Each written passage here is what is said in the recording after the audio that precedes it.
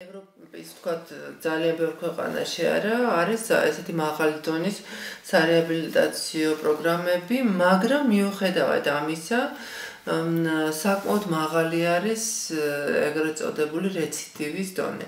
ანუ ის რომ პაციენტები გაივლიან თქვათ თვეობით აი ამ კურსს და ზოგჯერ წლობით სარეაბილიტაციო კურსს თუ რა თქმა უნდა გაუძლეს აი ამ პირობებს რეაბილიტაციის, იმიტომ რომ ბევრი თავიდანვე ანებებს ხოლმე თავს, ან რაღაც ეტაპზე ანებებს თავს და მიუხედავად აი ამ ყველაფრისა, როგორც წესი, საკმაოდ დაბალია პროცენტი იმ ადამიანებისა, რომლებსაც აქვთ ხანგრძლივი რემისია, ანუ ხანგრძლივი ნათელი პერიოდი, როდესაც ისინი ნარკოტიკებს არ იყენებენ, ვთქვათ, ნარკოტიკს არ ანაცვლებენ, ვთქვათ, ალკოჰოლით ან აზარტული თამაშებით ან სხვა ტიპის რომელიმე ნივთიერებით.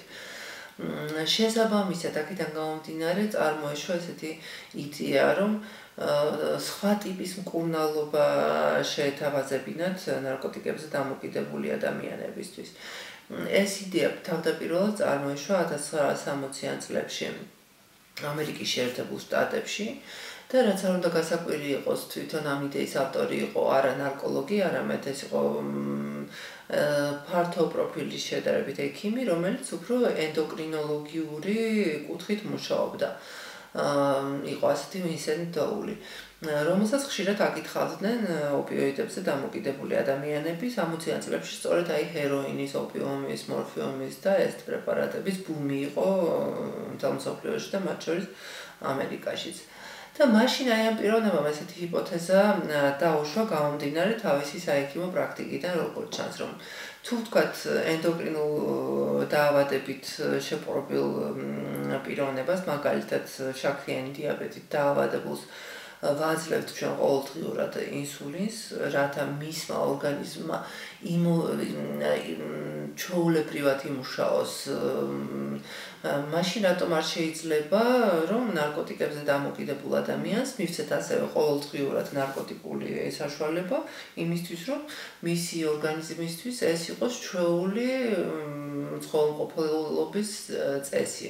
ანუ შეძლოს არსებობა, მაგრამ უკვე ჩვენს მიერ მიწოდებული, კონტროლირებული ექიმის ზედამხედველობის ქვეშ მიცემული ნარკოტიკით.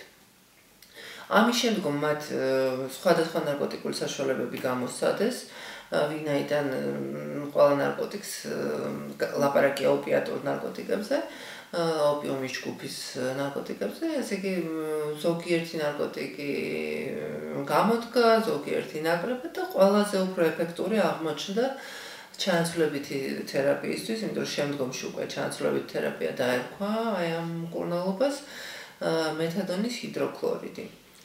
მეთადონი განსხვავებით სხვა ოპიოიდური ნარკოტიკებისგან მთელი რიგი თვისებებით ხასიათდება, რის გამოც ის გაცილებით უფრო მოსახერხებელი არის ასეთი ტიპის მკურნალობისთვის. პირველ გახლავთ ის, რომ მას აქვს მოქმედების დიდი ხანგრძლივობა. ანუ განსხვავებით თქვათ ჰეროინისგან და მორფიუმისგან, რომლებიც სადღაც 6-8 საათი მოქმედებენ და შემდეგ ისევ საჭირო არის, რომ მივცეთ პაციენტს ეს ნარკოტიკული საშუალება.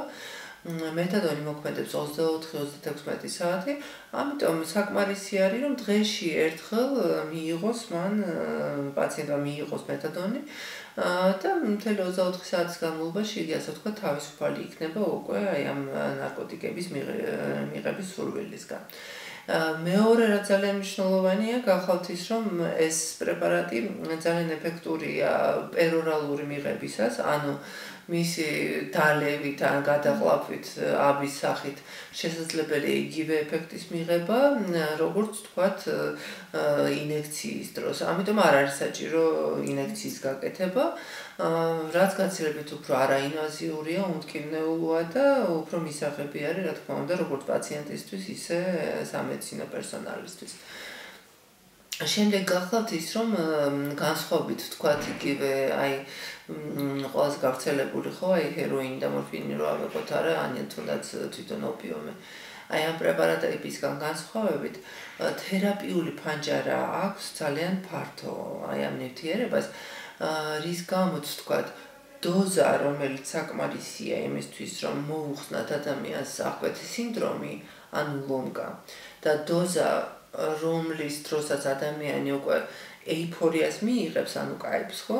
აი ამ ორ დოზას შორის ძალიან დიდი შუალედია, დიდი სხვაობა, რის გამოც ექიმს პრაქტიკულად უშეცდომოდ შეუძლია ეფექტური დოზის შერჩევა, ანუ ისეთი დოზის მიცემა, როდესაც პაციენტს არც აღკვეთის სიმპტომები, ანუ არც ლომკის ნიშნები ექნება, მაგრამ არც ეიფორიაში, ანუ არც კაიფში არ იქნება.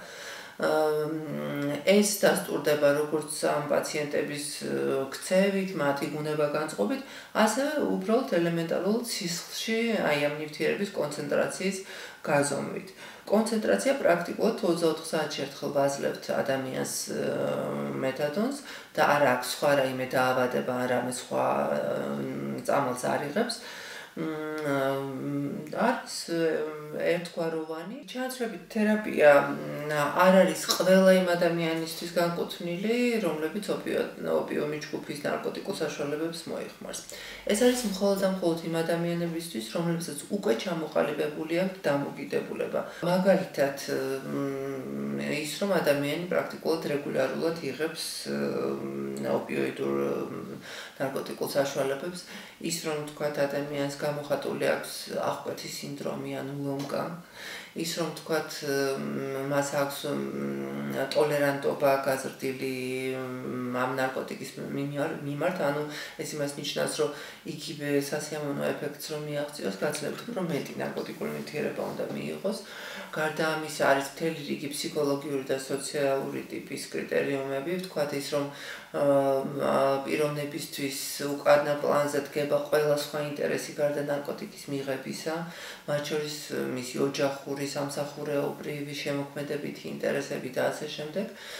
და ასე შემდეგ 6 ძირითადი კრიტერიუმი არსებობს, საიდანაც მინიმუმ 3 უნდა იყოს ერთდროულად, რომ ჩვენ შეგვეძლოს დავსვათ დამოკიდებულების დიაგნოზი.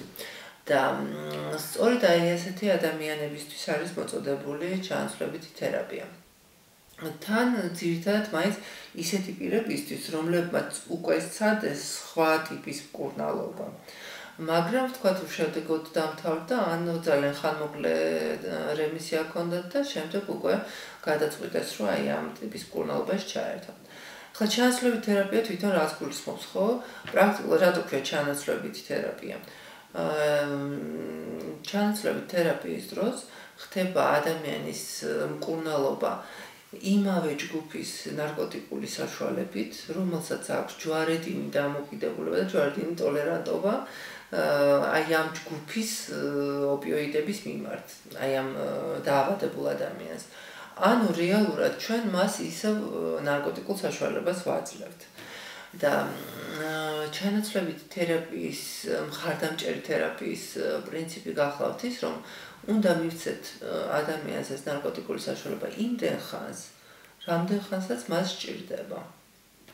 და ეს საჭიროების დრო, ასე ვთქვათ, არის ძალიან ინდივიდუალური. ვიღაცა ვთქვათ, რამდენიმე თვეში მას მერე რაც იწყებს, ასე ვთქვათ, ფხიზელ ცხოვრებას აი ამ ჩანაცვლებითი პრეპარატის ფონზე, მაგრამ ფხიზლად უყურებს უკვე ცხოვრებას, იმიტომ რომ არ არის ეიფორიის ქვეშ, არ არის გაბრუებული.